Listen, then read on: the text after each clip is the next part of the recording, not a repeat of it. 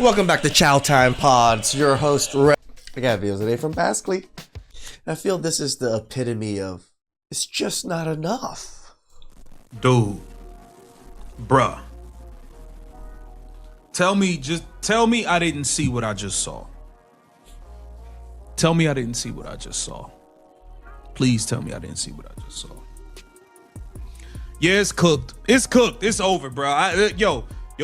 They're crazy. They are crazy.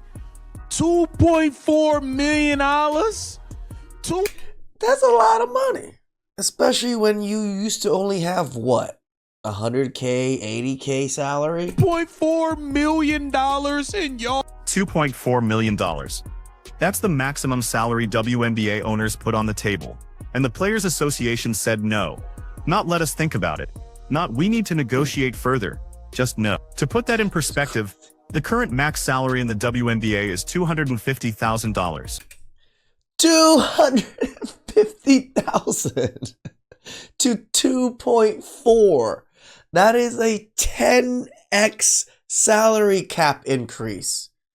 10. 5 fingers on each hand. 10. Holy cow, that's a lot of money that just all of a sudden appeared out of nowhere.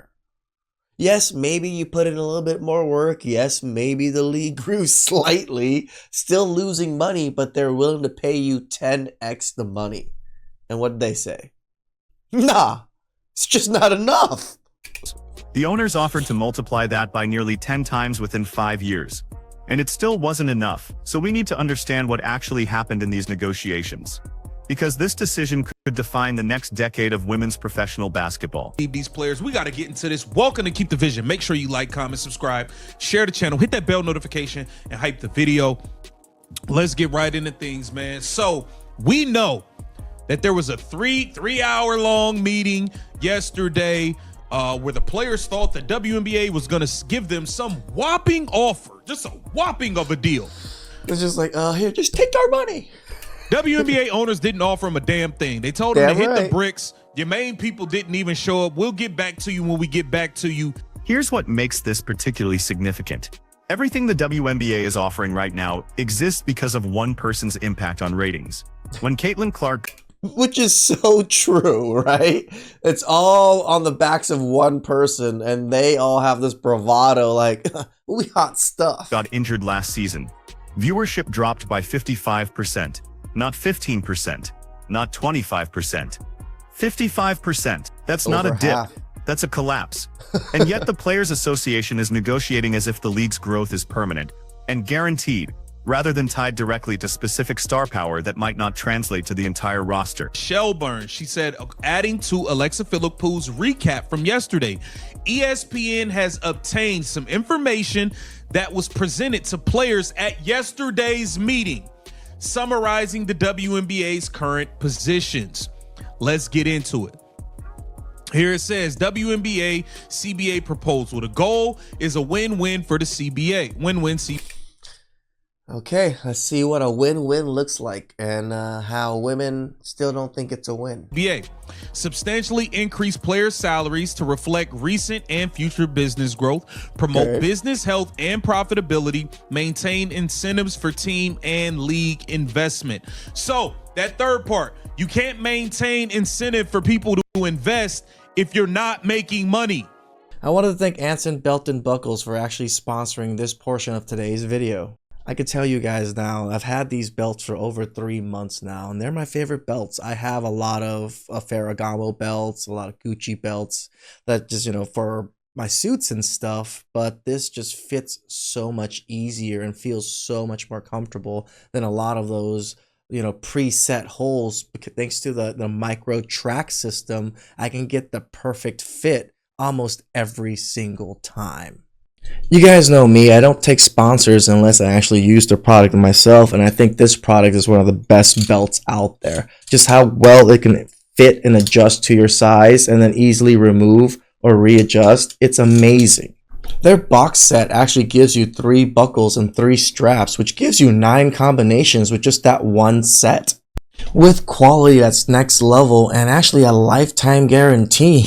Honestly, I don't think I'm going to go back to old belts just because everything fits so perfectly well. And because Anson Belts and Buckles is actually sponsoring this video, if you click the bio down below or on screen and build a set yourself, you're going to actually get one extra buckle and one extra strap. That's actually 2 bonus pieces completely for free. That's 3 buckles, 3 straps that mix and match into 9 unique belt combos in one box. It's an exclusive deal you won't find anywhere else, so please hit that link, build your set, and upgrade your belt game today. Ramona Shelburne at ESPN obtained the actual documents that were presented to players at yesterday's meeting. And when you look at the salary projections, the owners weren't playing games. They laid out a clear path. Average salaries would jump from $120,000 in 2025 to $540,000 this season. In one season, it jumped up almost 5x. 5x for average. So across the board for almost every single player, it's almost a 5x increase. And what did women say? It's just not enough. If the deal was signed, not max salaries, average salaries, by 2031, the average player would be making $1 million annually. The maximum contracts would start at $1.3 million immediately. And 1.3 million immediately, guys. Oh my jeez. Imagine losing millions upon millions and being considered pro players that lose to teenage boys going into the league making 1.3 million a year. That is a lot of money. Scale up to 2.4 million by 20. This isn't a minor bump. This is a complete restructuring of WNBA compensation. It really is. Okay, I'm gonna zoom in. All right, right now, this is where they at right now, right? Average player salaries, projected player salaries. Okay, boom. In 2025, prior to the CBA, it was 120 grand, right? Didn't we? Look at the projections seem so. If I saw me personally as a business owner and like someone that's pretty business savvy, looking at projection numbers like this, I would have been all over it. Like all over it, right? But it's just not enough. We'll go 540 grand, 780 grand, $1 million, right? $1 million in a 5-year, 6-year span from 1.2K. Or sorry, 120K. Yeah. 10x in 6 years. What job has this potential 10x in 6 years? Okay. Now, this is the Supermax salary. Now, that's with the projections. And if they sign the new CBA, these are the average salaries. So you're looking at 540K for this season, getting up to 780K in 2031. But salary numbers are only part of what was on the table. The proposal included team charter flights for preseason, regular season, and postseason games, first-class travel in and out of team markets, 2 additional roster spots specific. So they're getting paid more and getting a tremendous amount of more amenities because private flights and all these things are not cheap. Specifically for developmental players, which means 2nd and 3rd round draft picks wouldn't automatically get cut and forced overseas. Increased salary cap exceptions for pregnant players. New team staffing. Salary cap exception for pregnant players? What the hell's going on here? I never even thought about the whole pregnant player scenario. Now, sports league have to worry about their players getting pregnant and like missing out on a whole season. Damn. Requirements, including physicians, trainers, strength and conditioning coaches, physical therapists, and access to nutritionists. That's a lot. The owners were addressing nearly every complaint the players' union had raised over the past 3 years. Nerve to think, what y'all think y'all worth 2.4 right now? This is crazy. This is crazy that the owners offered y'all a deal that 5 years from now, the max y'all will be getting 2.4, possibly even more. Okay, y'all be getting 1.3 for this season on a max deal. An average salary of $540,000. They said no. 2031, the average salary will be $1 million. The average. Yeah, these ladies is Delulu. These ladies are Delulu, man. They've lost it, man. $2.4 million turned down. Crazy. And they went even deeper. Higher team contributions to 401k retirement plans. Increased performance bonuses for award. Wait, sports stars have 401k retirement plans? I did not know this. Awards and playoff advancement. Medical benefits continuation for players waived after the midpoint of the season, which currently doesn't exist. New requirements allowing young children of players and their caregivers to travel with the team, with additional hotel rooms covered. Free. What? So the family has to travel? Does regular sports male stars get to bring their whole team with them? I mean, their whole family with them, and then the team pays for it? Or do they pay it out of their own pockets? Free WNBA League Pass for all players.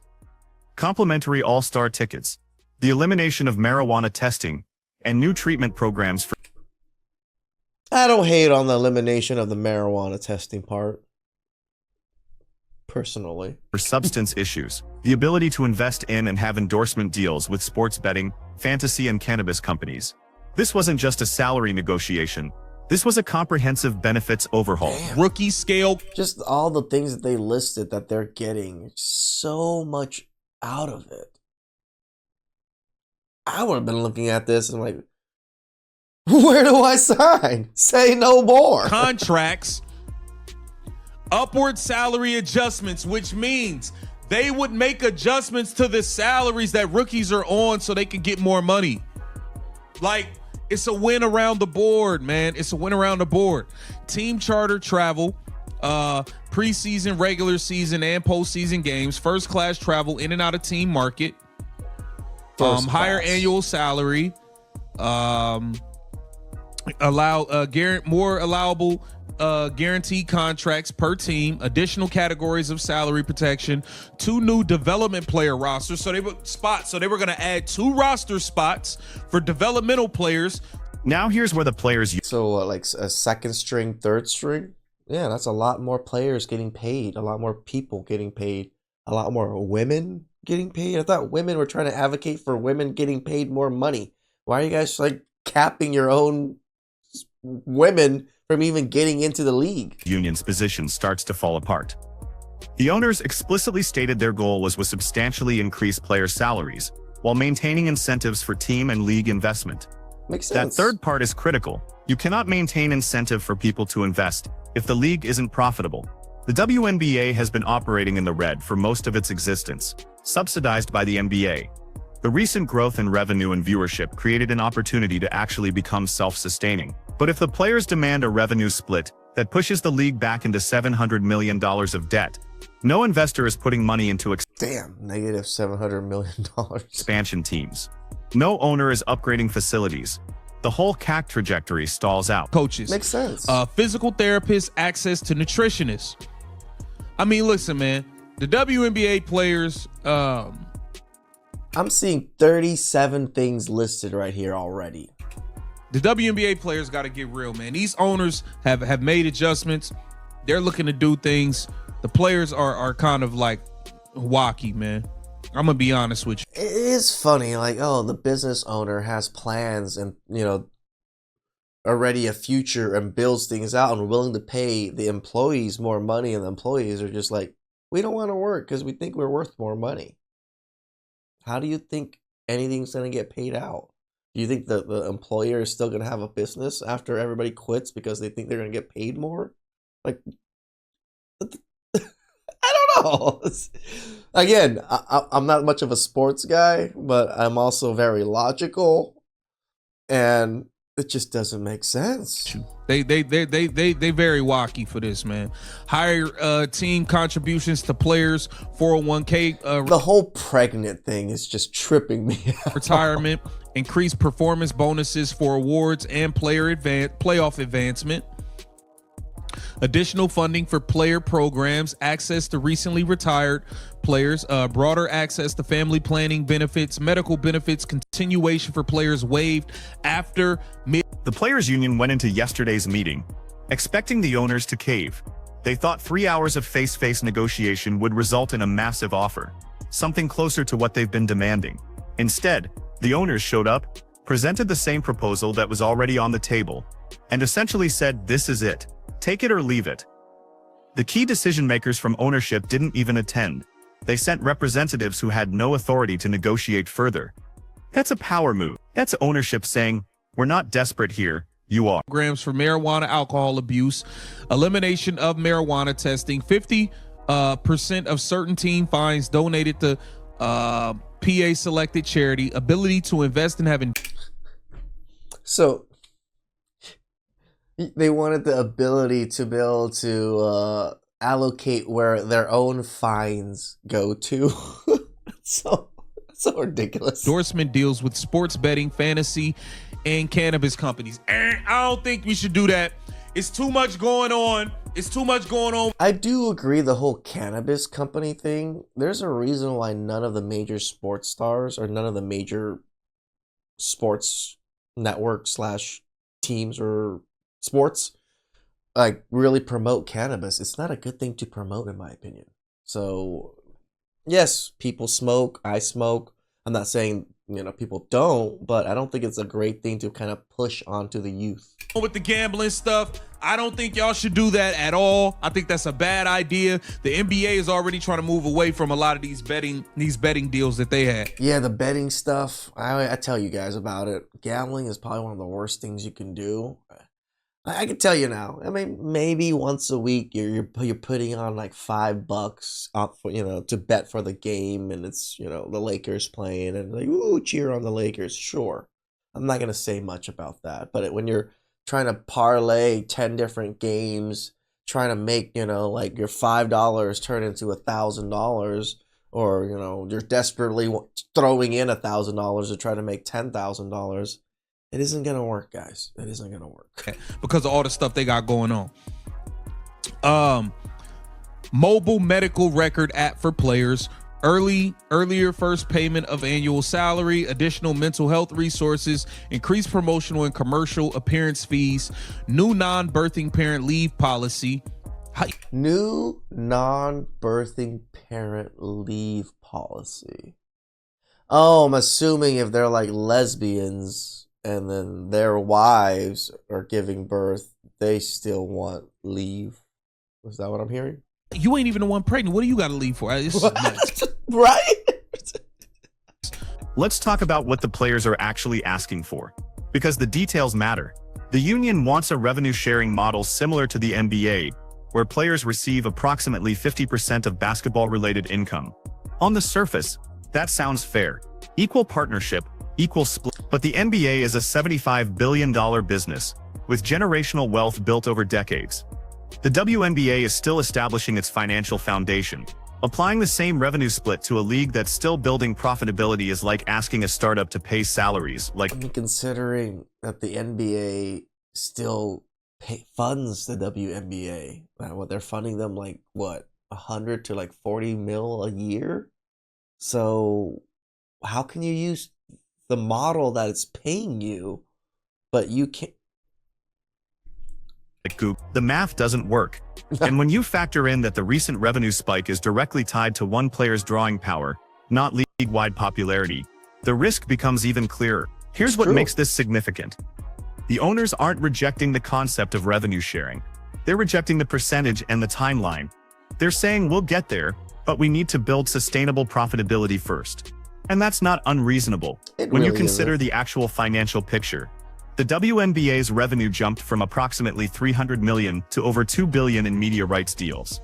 That sounds incredible until you break down where that money goes. Operating costs for 12 teams, facility rentals, travel expenses that are about to increase dramatically with charter flights, marketing and promotion budgets, league office operations, health and retirement benefits, and yes, player salaries. When you run those numbers, the owners are arguing that giving players the percentage they're demanding would put the league back in the red within 2 years. The players' union disputes this. They believe the owners are hiding profits or undervaluing the league's actual worth. What profits? And maybe there's some truth to that. Private businesses don't always open their books completely. But here's the problem with that argument. If the league was secretly profitable, why would owners need to subsidize it through the NBA? Why would multiple Correct. Why would NBA be still subsidizing a huge chunk of the league? WNBA franchises be valued at less than $50 million when NBA teams sell for billions? The financial reality doesn't support the union's position. Now let's address the elephant in the room. The Caitlyn Clark factor. When she's playing, viewership spike. When she's injured or not in primetime slots, ratings crater. The Indiana Fever's games averaged 3 times the viewership of non-Fever games last season. That's not a slight against other players. That's just the data. And it creates a complicated situation for negotiation. The owners are essentially saying, we're offering you generational wealth, based on growth that might not continue if the specific stars driving. That's the thing.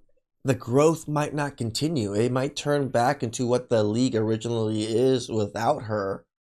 And they're going to be in the major red because they've already upped everybody's contracts and pay. That growth leave, get injured or retire. The players are saying, we deserve this money, regardless of individual star power because we're the product. Both positions have merit, but only one is backed by financial sustainability. Think about what happens if the players get their demanded revenue split, and then Caitlyn Clark suffers a career-ending injury next season. Or if she decides to take her talents overseas where she could make more money with less scrutiny.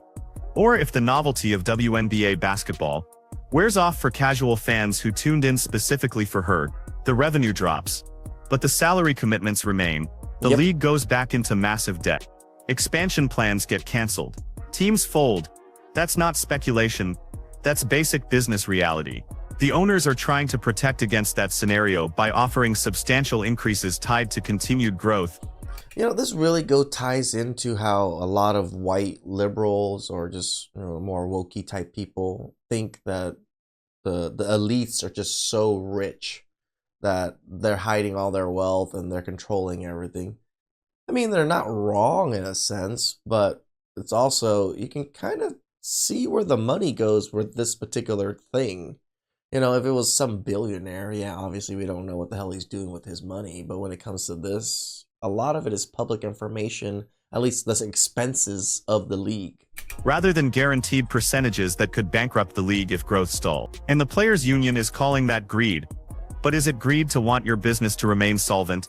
Is it greed to say, we'll pay you more as we make more, but we need to ensure we're actually making more first? Here's another angle that's not getting enough attention. The developmental roster spots. The owners offered to add 2 spots per team specifically for developing young players. That's 24 additional jobs across the league. Oh, it's 2 spots. I thought it was 2 whole. My bad. Okay, so but still, yeah, more players on the league though. 24 players who currently get cut and have to go overseas would instead stay in the WNBA, practice with their teams, develop their skills, and potentially become rotation players. The union rejected that. They rejected the creation of 24 new jobs because the overall revenue split wasn't what they wanted. Think about what that says to the 2nd and 3rd round picks who are about to get cut in training camp. The charter flight situation is equally telling. Players have been demanding charter flights for years, citing safety, recovery, and competitive advantage. The owners agreed. Full charter flights for preseason, regular season, and postseason. That's a massive operational expense that will cost tens of millions annually. And the players' union said not good enough. We want more money too. At some point, you have to acknowledge when your demands are being met. Same with the benefits package. Medical coverage extension, family travel accommodations, retirement contributions, mental health resources, nutritionist access, improved training staff requirements. These are real, tangible improvements to player welfare and career longevity. True. They're being dismissed because they actually care. It seems like the owners care. I gave the players a significant amount of upgrades and offers for this. The salary numbers aren't high enough. But here's the thing. All of those benefits have monetary value.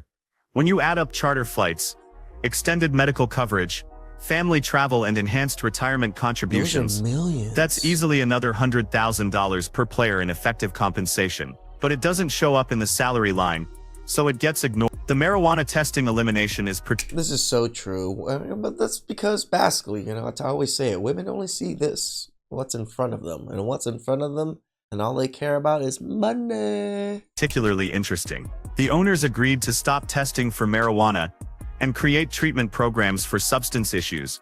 The stop testing I agree with, but the being able to endorse cannabis products, I do not agree with. That's a significant policy shift that players have wanted for years. It acknowledges that marijuana use shouldn't be treated the same as performance-enhancing drugs. It shows, In my opinion, it'd be anything, it'd be kind of like the opposite. Wait, he did all that while high? the owners are willing to evolve on social issues. And it got zero credit in the union's response. Now let's talk about the timeline. The owners are projecting these salary increases over 6 years, reaching 2.4 million by 20. The union wants that number now, or at least within 2 years.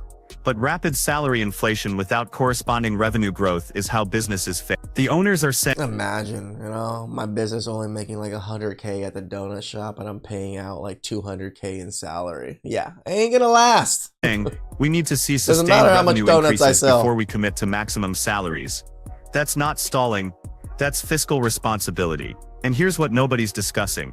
What happens to mid-tier and role players in the union's preferred model? If you push maximum salaries to $4 or $5 million immediately, teams will have to allocate a larger percentage of their cap space to star players. That means less money available for the 6th through 12th players on the roster. You could end up with a more extreme version of NBA salary distribution, where superstars make $40 million and role players make the minimum. Is that really better for the majority of union members? Again, women just don't see that. Whatever benefits them right now. I want the money now. I don't care about future projection. I don't care about other women that might join the league. I don't care about the future women that might be able to make money off the league or not. Nope. I need money now. The owner's proposal actually creates a more balanced salary structure. Average salaries of $1 million means the middle-class players, the solid rotation pieces who aren't all-stars, they're making real money. They're built. Yeah, they'll probably be making what, 200, 300K at least, because if it's averaging to be like 500K, 700K, it means the lower end salaries are probably going to be maybe 200K. Building wealth. They're not getting squeezed out by supermax contracts. But the union leadership is focused on the top line max number, not the overall distribution, and that might hurt their own members. So where does this leave us? The players' union has now rejected 2 proposals. The owners have made clear they're not negotiating further until the union comes back with realistic demands. The current collective bargaining agreement expires soon, which means we could be looking at a work stoppage. A lockout or strike right when the WNBA is experiencing unprecedented growth would be catastrophic for the league's momentum. And here's the final piece that makes this so frustrating. The owners gave the players almost everything they asked for except the specific revenue percentage. One thing. Everything. Charter flights. Because it wasn't enough. Medical benefits, family accommodations, developmental rosters, retirement contributions, facility improvements, staff requirements. It makes me think, what if they just gave them more money and didn't give them all these extra benefits? Would these women be happy with that? They addressed every quality of life issue. They offered to more than quintuple maximum salaries over 6 years. And it wasn't enough. At what point does the players' union have to acknowledge that their position isn't just ambitious, it's unrealistic? At what point do they It's pretty much going full retard. And again, you never go full retard. recognize that killing the golden goose to get more eggs faster is bad strategy? Because that's what's happening here. The WNBA has a chance to build sustainable generational growth, but it requires patience and partnership between players and owners. And right now, the union is choosing confrontation over collaboration. So the question becomes, will the players' union reconsider before they force a work stoppage that damages everything they've built? Or are we about to watch the WNBA squander its best opportunity for long-term success because the union overplayed its hand? Drop your take in the comments. Nope, the league is doomed. They don't see the benefits of the contract just because they don't get the one thing. This is literally feminism. This is literally women and how women operate, right? What is that survey that, oh, if you had 80% of everything you wanted in a mate, would you consider that settling? To women, yes, it's settling. To men, No, it's a damn good deal. This is the exact same thing right here. Oh, I'm not going to get the one thing? That's settling. I'm not going to settle. I want everything. Please like, subscribe, comment down below. I really appreciate that. And I'll catch you guys everything next time. Ciao.